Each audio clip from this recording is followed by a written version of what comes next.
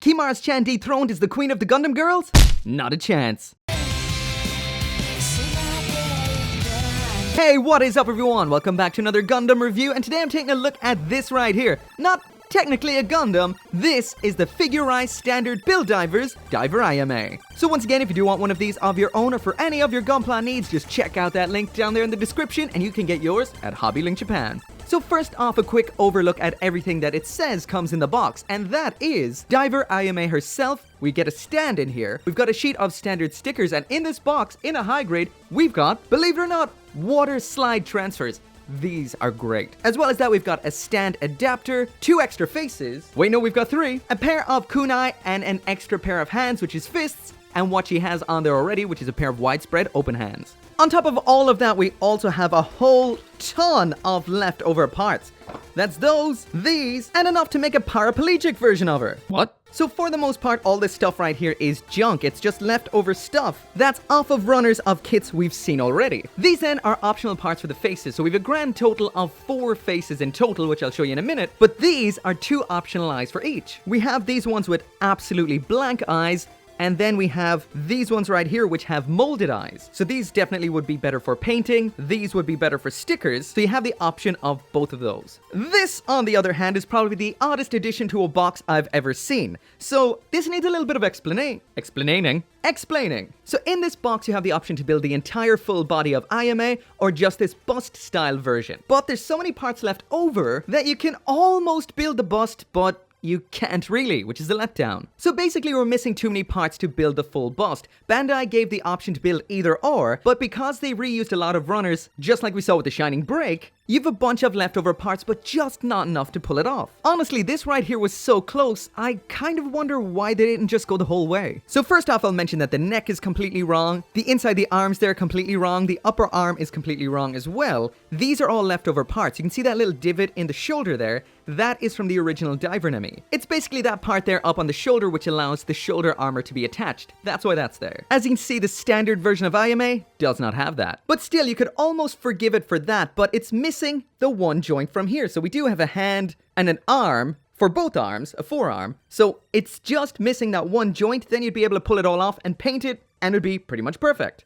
So all in all, it's just 2 joints off having the bust and the full figure. I have to admit, so confusing. If you're curious as to what the bust will look like when finished, that's it there. I'm not going to make it in this review because, well, it's kind of pointless. But anyway, that is enough about all of that. This is what Diver Ayame looks like out of the box and snapped together. So this is the 3rd one of these so far, and the curse of the demon Fumina Gundam girls is well and truly over. If you haven't seen the last 2 reviews, the first was Diver Nami, the second one was Mobile Doll Sarah, aka Kimara's-chan, and the 3rd, of course, is this one right here. And all in all, this looks great. When it comes to otaku hobbies, figures, model kits, etc., things can get extremely expensive, so I really have to hand it to Bandai for how cheap they keep these kits. This is exactly the same price as the last 2 that came out before it, even though it's got tons of extra stuff all over the runners, as well as water slides for the eyes. Speaking of which, there's the water slides. They look incredible. I mean, I am blown away. With the first kit, Diver Nami, I painted the eyes. I thought it looked pretty good. With Kimara's, I used the stickers. They weren't too bad. I was actually surprised at how well they looked. But nothing compares to these water slides. They're great. Speaking of the water slides we get, I've only used one for this particular review. That's the standard pair. But we do have ones here if you want to paint the eyelashes yourself, just standard eyes. And we do have these sparkly eyes down here as well, which I'm sure when attached will give this... might as well just use them. Lastly though, I will mention that the little armored sections on her hips are not color accurate. They should be in a grey or a metallic silver. So one thing I will mention here is they have changed the character design somewhat. She usually has big sleeves with just the fingers sticking out, but of course you'd get no articulation whatsoever out of that. So these are the standard figurized Gundam girl hands that we would have seen before. And the sleeves just kind of billow out a little bit like this. Personally, I think this is a good idea. But all in all, besides that, it looks fantastic. Hands down, looks great. So moving quickly through the accessories, and first off we've got some faces. The first, of course, is this one right here, with her mask pulled up over her face. The second one then is this happy blushy cheeked face. The blushy cheeks there are actually sculpted in, so if you did have a pink wash or a pink panel liner, that would do perfect. The intense eyes are optional. Next up, we have another face with sculpted blushy cheeks. This one is more of an embarrassed face looking off to our left. Finally, then we have an intense, angry face. So all in all, we've got 4 faces, which is really damn good for one of these. And when you take the fact that there's water slides in here into account, these kits are getting better and better. As for the included hands, we've got widespread open hands. Next up then, we have a pair of holding hands, which can be used with the pair of included kunai. That's what they look like right there. And next up in here, we have this base adapter. It just slots in under the scarf, clips down under the back, and this really does hold on.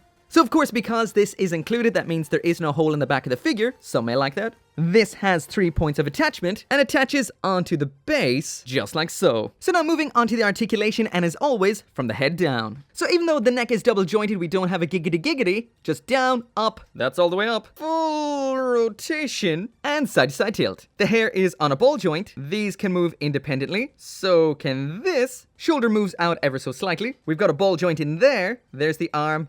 All the way up, all the way down, rotation up here. There is that bend at the elbow, ball joint here at the wrist. At the torso, we've got a joint down here and here, so that is it all the way to the front, all the way to the back. Quite good. Not much in the lines of side to side, however. Rotation will make her pop off. These little armor sections, they're on ball joints. The lower segment of her kimono thing is separated into 2 sections, so this smaller one, this larger one, both of those are on ball joints. You can move both of them forward and back. Of course, you'll get more out of the smaller one than you will out of this larger one here. This kind of just tilts a little bit. That also does affect the kick. So that's all we get to the front on this side, all the way to the back on that side, and there is all the way out to the side. However, on the other side, there's the kick all the way out to the front, the kick all the way out to the back, and there it is all the way out to the side. Can we move that more? Yeah.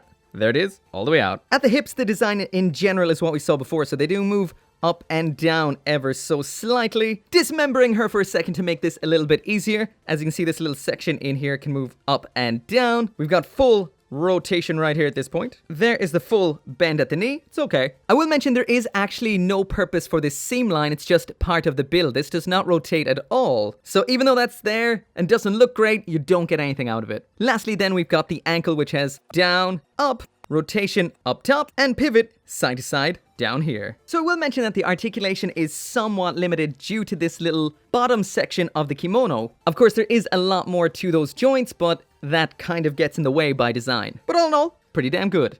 So that right there is it for the review, and just like what we've seen with all of them so far, this is gold tier as well. The addition of the water slides is fantastic. For a kit that has so much going on in it, they have not raised the price versus the ones that came out before. There is the option of building the bust. I'm not exactly sure why you would do that. However, if you're good at customizing some joints, had some leftover joints lying around or something, you could probably build both, but just not with what comes in the box. The only real negative factors here is that the side skirting armor is not color accurate. The bottom kimono section does limit the articulation a little bit, but that's to be expected. It can be taken off. And all in all, the amount of head and eye options in here is absolutely and utterly fantastic. All in all, pretty damn awesome. If you do want one of your own, there is a link down there in the description. You can get yours at Hobby Link Japan. As always, make sure to come back for more Gunpla reviews, and I'll see you next time.